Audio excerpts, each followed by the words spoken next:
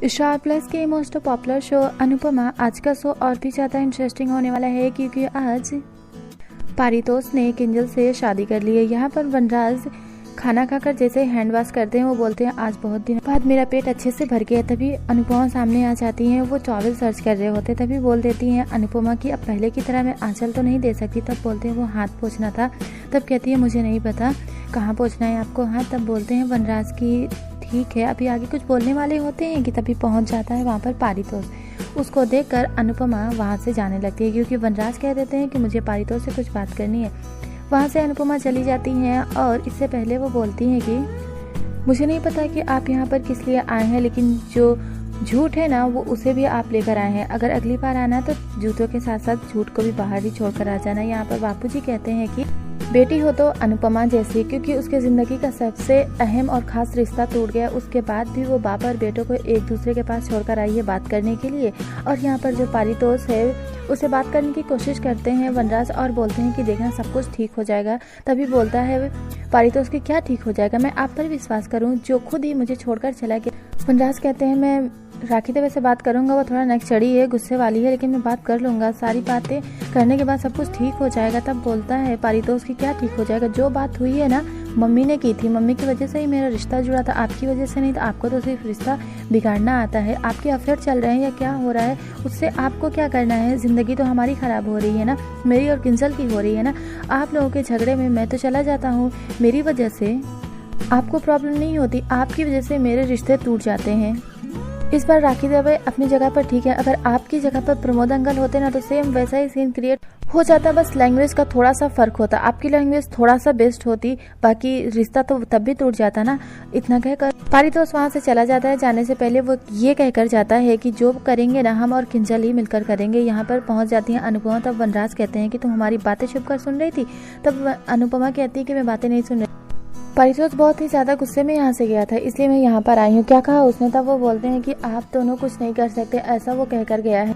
अब जो करूँगा मैं और किंजल मिलके ही करने वाले हैं। तब अनुपमा कहती हैं कि इतना कुछ उसने कह दिया था।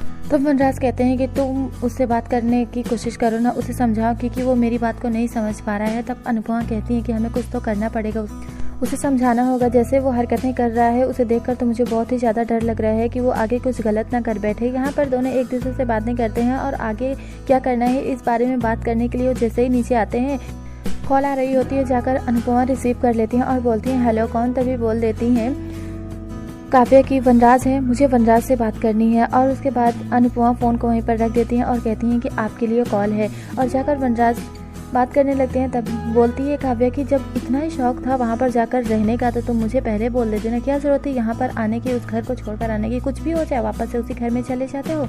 तो वनराज को भी गुस्सा आता है। वो बोलते हैं कि क्या करूँ मैं, कहाँ जाता और क्या कर सकता हूँ। उन्हें पता नहीं है कि सामने ही अनुपमा है। वो बोल देते हैं कि अब बताओ मुझे कि मैं जाकर होटल में चेकिंग कर लूँ या फिर मुझे वहीं पर आना है। तभी जैसे ही ये सवाल करते हैं सामने पहुँच जाते हैं अनिरुद्ध गाना गाते हुए और उनको देखकर उनको बहुत ज़्यादा गुस्सा आ जाता है। वो बोल देते हैं कि ठीक है मुझे जवाब मिल गया, फ़ोन को कट कर देते हैं।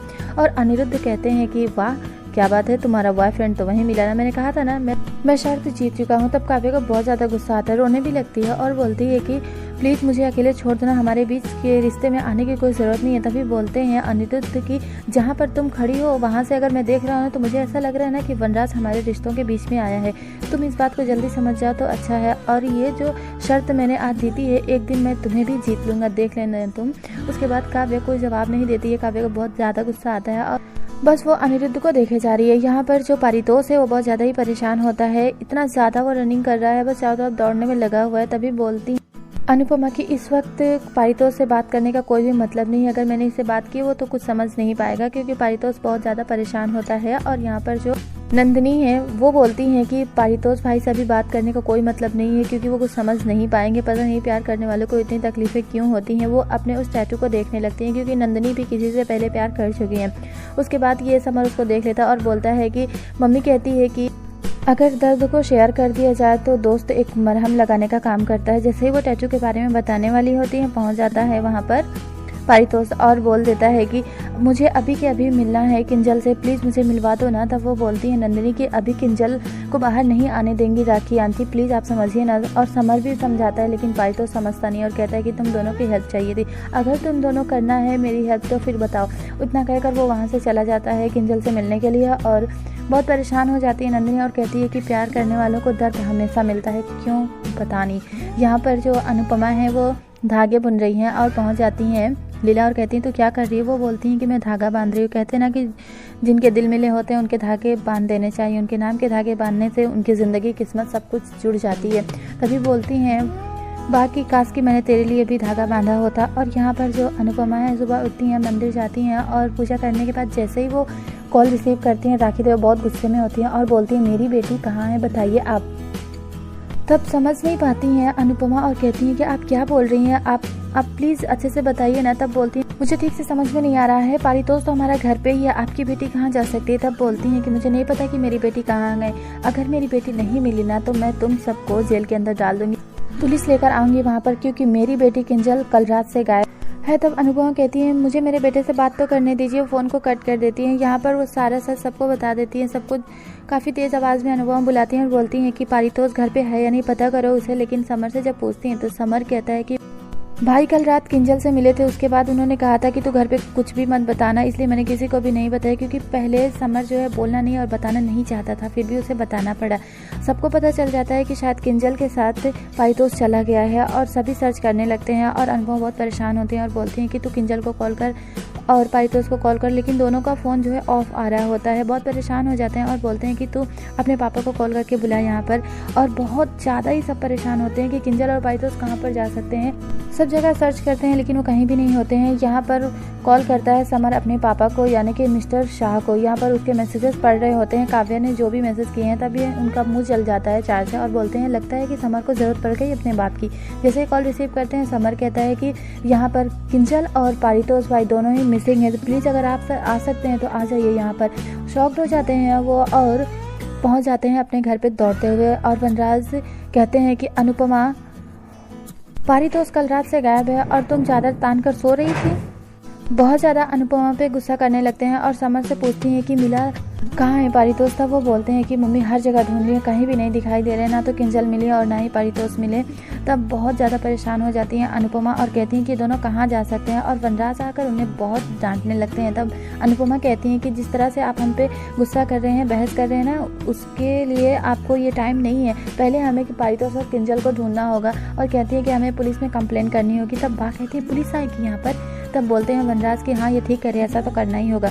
जैसे ही वो घर से बाहर निकलते हैं कंप्लेन करने के लिए, वैसे ही पुलिस की गाड़ी सामने ही आ जाती है हॉर्न देते हुए। तभी पहुंच जाते हैं वहां पर राखी दवे भी। उनको देखकर सभी बहुत ज़्यादा शॉक्ड हो जाते हैं। जैसे पुलिस वहां पहुंचती, वहां के सारे लोग अपने अपने घर से बाहर निकल आते हैं और सभी वनराज की फैमिली को देखने लगते हैं। और फिर यहाँ पहुँच जाती हैं राखी दवे, बहुत तेज़ आवाज़ में बोलती हैं कि मेरी बेटी कहाँ है, कल रात से वो गायब है। तभी बोलती हैं अनुपमा इस तरह से हमारा मजाक बनाने से आपको क्या मिलता है। तभी बोल देती हैं राखी दवे कि आप लोगों को तमाशा करने से बहुत ज़्यादा डर लगता है ना।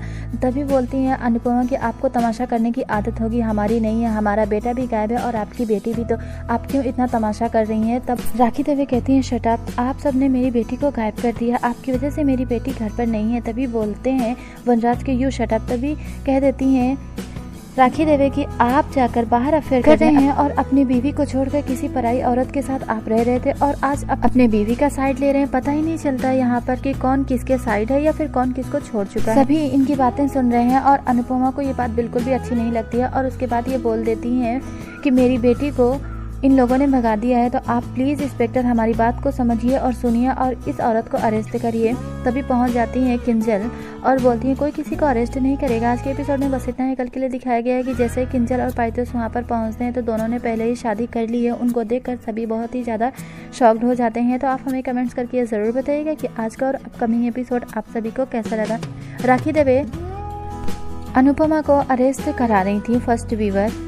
मिसबा से Shaheen Mansoori, Radha, Junmoni Saikia, Akshara vlogs AB। Thank you.